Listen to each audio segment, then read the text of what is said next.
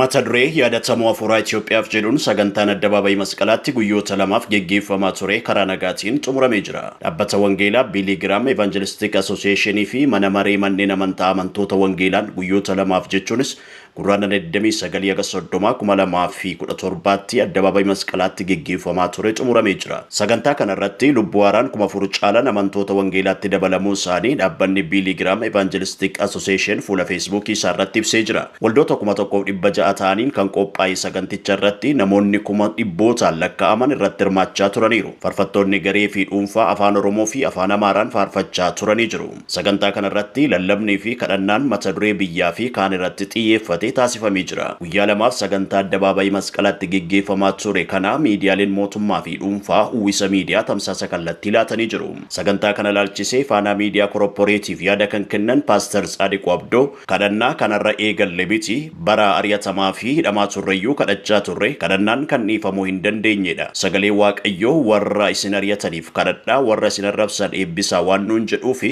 biyya walitti qabnu kana keessatti namoonni sabaan amantaan ilaalcha adda addaan wal qoodurraa rakkoo waloo keenyaa irratti tokkummaadhaan dhaabbachuu qabnaa jedhan. Har'as dhimma biyyaaf kadhanneerra kadhannaan keenya deebii argachuuf dhiisuusaa booddee kan madaallu ta'a jedhan. Kana malees waldoota tooraa fi naamusa amantichaa hin eegne gorsaa fi qajeelchaa deemna jechuudhaanis ibsan.